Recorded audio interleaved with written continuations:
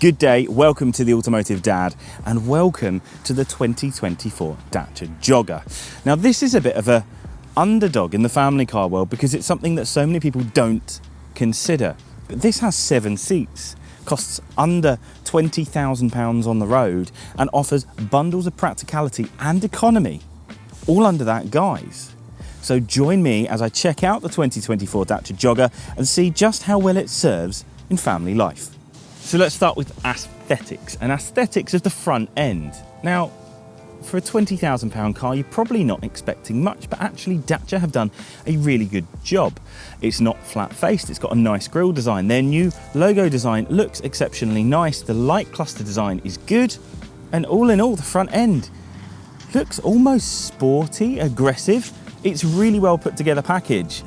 And now let's go to the side, because the side is where things start to spice up. You look at it and you go, wait a minute, that front end made me think that this was just a Duster or a Sandero or a normal Dacia. What is this? It's long, it's an estate car. Wait a minute, this is different. And this design language is difficult to keep it interesting, but they've done really well. 16-inch aero wheels, basically nice covers on them. And a lot of information to take in the regards of, you've got nice roof bars, which means you can obviously put roof box on there quite easily. It's a bit of a bulge on the back end, but otherwise nice long lines. It's well put together, well thought out. It doesn't look bad at all. And nice DC branding right here. And finally to the back end, where the design language still isn't boring. Nice curves, nice cut-ins, nice design. These lights look great. First time I ever saw them at night, I thought it was a Volvo. As in, when I saw one of these on the road at night, I thought it was a Volvo until I got up and went, wait a minute, that's a Dacia. Really cool for them to be using a nice design which throws people's design cues off because your brain immediately says that's a Volvo. It's not, it's a Dacia. And the whole rest of the back end is just nicely put together. It's good, it's not too boring, and it's difficult to keep what is effectively an estate car with a big rear door not boring. So in family car terms, so far, it's looking good because aesthetically, it looks really cool. Moving to the inside is where you start saying, okay, I can start to see why this is a £20,000 7-seater instead of the nearest reasonable competitor, which is basically double the price, because there is a lot of plastic. But that said, in family car terms, having a lot of plastic isn't necessarily a bad thing, because plastic can buff out. Plastic can be brought back to life, where expensive Napa leather costs a fortune to do the same thing. When you first get in, you notice, okay, there's an awful lot of actual buttons, which is lovely to see. There's a reasonable sized infotainment screen with everything on there.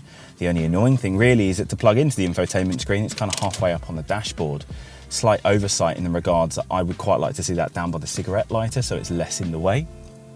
But actual buttons at your fingertip, and you're actually met by really good quality plastics. It's not cheap. And to break it up, they've done this nice kind of fabric over the top of the plastics of their nice kind of grilled Dacia design language. And that makes the interior feel a lot higher quality than if it was just absolutely plain plastics. That would get a little bit boring. The seats are remarkably comfortable. There's a good amount of headroom. The sound system is okay. You do need to play with it a little bit to get the best sound out of it, but it is doable, you can do it, and it does have things like Apple CarPlay built in as standard. The only thing that you'll find from this seating position is that this A-pillar has a slightly bigger blind spot than you might like, and this seat back headrest, I just wish it'd be a little bit further back, but I know it's a safety feature. Aside from that, it's a really nice place to be. Everything's at your fingertips, and you can easily turn around and see the kids, and it's just at this point feeling like it's a pretty well thought out car. But now join me in the back seat where you start to realise, actually it's a really well thought out car. The back seat space, the kids zone, is where you start to say Dacia have really well thought out the implementation of the family utility in this car, because not only can you easily fit two 360 ISOFIX seats in here, you can also spin them both inverted like this, and they don't hit each other. because there's such a wide amount of space. There's so much space in the middle that if you can contort someone a little bit, or they go through the front seat, there's actually ample space, even with 2 ISOFIX seats here, to have a person in the middle. Okay, that's quite impressive, because even in other cars in the segment which say that they are the best family car, things like Qashqai, once you put 2 ISOFIX seats in, that middle seat's basically unusable. In a lot of cars, that middle seat is unusable once you put ISOFIX seats in, because they're bigger for safety reasons. But this has such a big rear compartment that you can easily get these 2 in and someone in the middle, whilst also offering a good amount of legroom. The only thing I would say is that because this has a 3rd row at the back, because it has that 3rd row, this middle area, it's pushed forward a little bit more. So if you are of the taller persuasion, you may struggle slightly more on rear facing ISO 360 seats. That's the only thing. If you're me, about 5'10", 5'11", you'll be absolutely fine and you won't struggle to have 2 rear facing, unless your passenger is 7 foot. If you've got front facing kids, it's not an issue at all. It's just because this bench is that much forward to allow for that 3rd seat in such a small and affordable car. For the older kids that are back here, they do have things like a USB plug, they do have vents, there are speakers back here. It is well thought out, and even more well thought out when you consider that this is done on such a small budget for such a big car. Oh, and if you've got a fancy car seat that has these lockers on the side, you have to bring these in before you shut the door, or the door hits them. That's it though, although that does technically disengage the safety system on the seat. But yeah, that's about the only negative. Now the boot space is massively impressive, up to over 700 litres of space if you have that 3rd row of seats folded down. But if you have them up, you can expect between like 450, 500 litres of usable space. But as you can see, I've got that 3rd row folded down, and I have 2 prams back here, the Casato and Eye Candy, with attachments, plus my camera bag, and there is room for so much more. On top of that, the load height to get stuff in and out is more than acceptable. It's not overly high, it's actually really usable. And you've got a cover over, pull cover, should you want to hide stuff in the back. The boot door is the only thing that if you park slightly too close in child-parent spaces, if you reverse in up to a bollard, that's something to consider. I would have really liked to have seen that rear window could be turned into a hatch, but I appreciate that's an additional cost. And for this car, without this paint colour, to cost under £20,000, and to have all this usability and this functionality, just generally being practical, I think you can see that they're on to an absolute winner from a family car point of view, especially for the budget. So let's talk performance and economy. This 999cc 3-cylinder engine produces 109 horsepower and 200 newton meters of torque. It will get to 62 miles an hour in 11.2 seconds with a top speed of 114 miles an hour. Now all of that whilst, by Dacia's own claim and my own findings, being able to produce a combined 47 miles to the gallon. Because around town this will easily see 45, and on the motorway it will see over 50, so 47.75 seems quite reasonable. And the biggest of big things is that this 999cc engine doesn't feel too small for this car.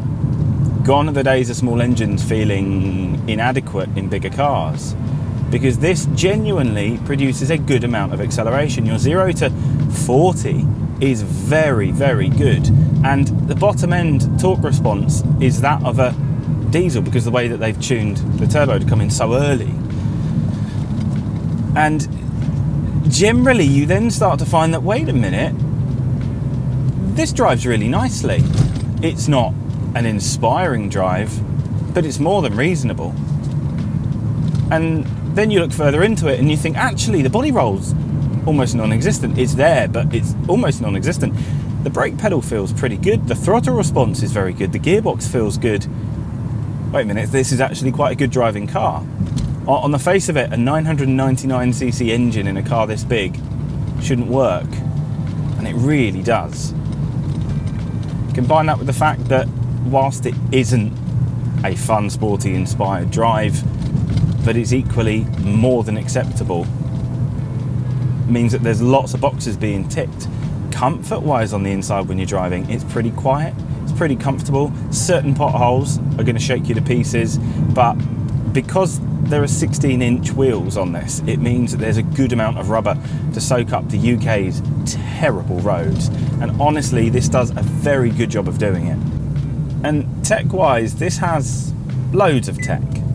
Just starting with the fact that when you walk up to this car with the key in your pocket, it unlocks. You get in, you drive it, you finish your drive, you get out, you walk away, it locks itself. First bit of cool tech. Then you've got forward collision assist, speed recognition, speed zone recognition, even if you're going 1 mile an hour over, but you're not, because technically these are always under calibrated, so you're never really going to be caught speeding if you do the speed limit, because this couldn't read the wrong way. Anyway, blind spot monitor, reverse camera, parking sensors front and back.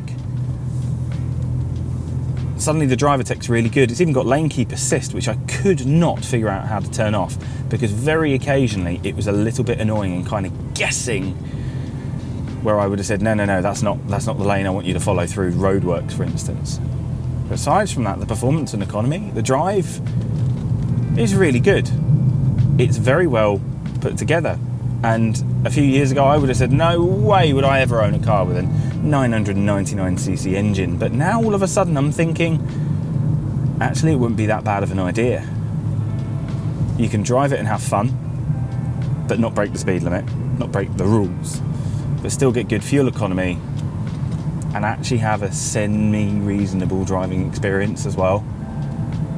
So lots of boxes ticked there, Dacia. Lots of boxes. So how do you summarise a car which does so much in one guise for so little money in words that aren't basically saying it's good? I mean, if you want luxury, this isn't it.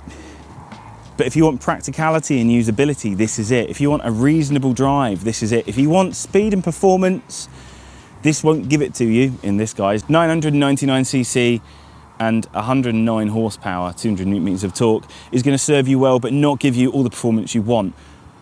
But if you want a practical family car, and I do genuinely mean this is probably the best affordable family car money can buy, honestly, find me a car brand spanking new with 7 seats, this much usability and economy for under £20,000. Please comment below if you can find me one, because used competitors of this car are still more money at a couple of years old than this is brand spanking new. And this comes with more than enough usable tech and plenty of family safe essentials. And I think for 2024, I'm going to put it out there that this is my family car pick of the year, because the Jogger is just so much in one guise. And yes, you can probably get a better family car, but you can't get a better family car for £20,000, brand spanking new on the road. But actually, aside from their luxurious qualities, that's about all they've got over this. They're still a practical car. This is just less luxurious, but it's affordable and it looks cool. And Dacia have absolutely outdone themselves. This is excellent.